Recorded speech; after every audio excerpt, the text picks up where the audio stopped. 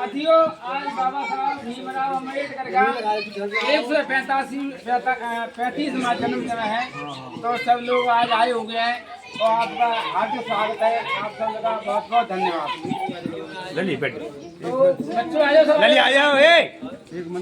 आ जाओ तुम। गरीब परिवार से थे, इस तरह से आज बच्चे पढ़ रहे हैं। आ जाओ। आज बच्चे पढ़ रहे हैं। आ जाओ कुर्सी पे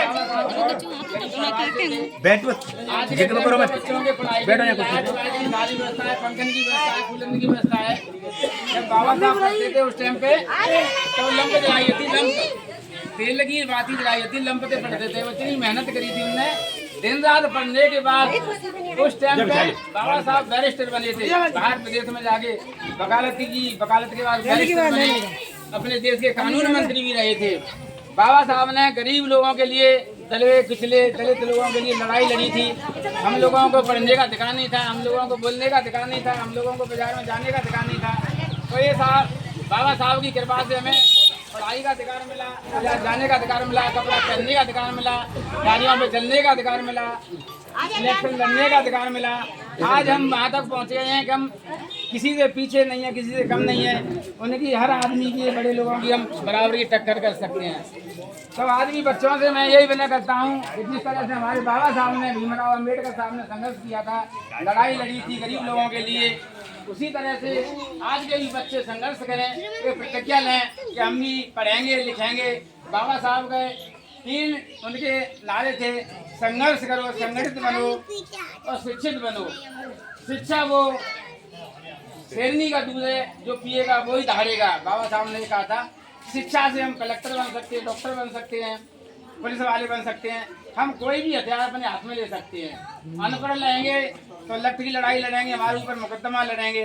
तो बाबा साहब कहते हैं हम लठ की लड़ाई कब तक लड़ते रहेंगे? हमारे अंदर ताकत नहीं है, हमारे अंदर कोई ऐसा पावर नहीं है, हमारे ऊपर ऐसा कोई लठ नहीं है, हमारे ऊपर कोई नेता नहीं है, हमारे ऊपर कोई ऐसा मंत्री नहीं है जो हमारा सपोर्ट कर सके।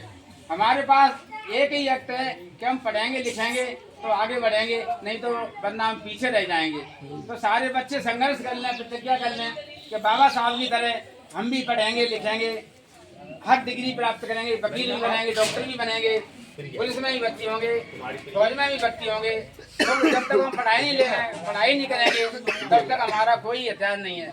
आज भी बाबा साहब ने संविधान में एक एक्ट ऐसा दिया है कि अगर हम लड़ाई लड़ते हैं तो हमारे ऊपर बाबा साहब ने एक तो पैसे दिए हरिजन एक्ट, जिसके दम पे हम किसी से भी लड़ाई लड़ सकते हैं। अन्यथा हमारे ऊपर कोई ऐसी कोई वो नहीं है, हथियार नहीं है जिससे हम बड़े लोगों से लड़ाई लड़ सके। तो बाबा साहब ने खूब संघर्ष किया था, अपने लिए लड़ाई लड़ी थी, हर तरह से कहा था कि मैं आपको एक ही विनय करता हूँ कि आप कोई धर्म को मानो ना मानो, बुद्ध धर्म को मानो और पढ़ाई को आगे बढ़ाओ। जितने आप पढ़ोगे लिखोगे उतने ही आगे बढ़ोगे। तो बाबा साहब ने बहुत संघर्ष किया था। बाबा साहब ने, ये लोग चाहते थे कि बाबा साहब नहीं पढ़े, तब भी बाबा साहब ने बाहर जाके पढ़ाई की और पढ़ाई करके वकालत करके बैरिस्टर बने, देश के हमारे कानून मंत्री बने। बाबा साहब ने हमें वोट का अधिकार दिलाया। आज हमारे पास वो हथियार है कि हम अपनी मर्जी से वोट का अधिकार दे सकते हैं। बाबा साहब ने तो कहा था कि भाई हमारे लोगों को 2 वोट का अधिकार होना चाहिए, फिर भी वो लोग अनशन में बैठ गए कि नहीं 1 वोट का अधिकार होगा। तब भी देखो बाबा साहब ने हमें इतना अधिकार दिला दिया कि हम वोट डाल सकते हैं और वोट ले भी सकते हैं और हर तरह का हम संघर्ष करते हैं। सबसे बड़ा है कर्म। जैसा कर्म करोगे हम वैसा ही फल मिलेगा। अगर हम पढ़ाई करेंगे, अच्छी पढ़ाई करेंगे, अच्छी सोबत करेंगे। बाबा साहब ने अच्छे लोगों की सोबत की, अच्छे लोगों के साथ रहे तो पढ़ लिख के वो अच्छे महान आदमी बने। आज ही हमारे लोगों में बीच में ऐसे लोग हैं जो गलत सोबत कर रहे हैं, दारू वालों की सोबत कर रहे हैं, अपने उसी में मस्त हैं।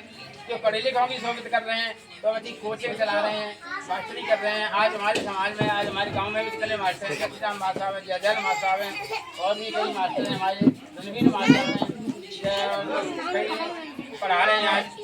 तो ये लोग पढ़ाई की वजह से आज आगे बढ़ रहे हैं। तो मैं तो सभी लोगों से यही कहता हूँ सब लोग पढ़ें लिखें, आगे बढ़ें और शिक्षा पे ध्यान दें। जय भीम, जय भारत।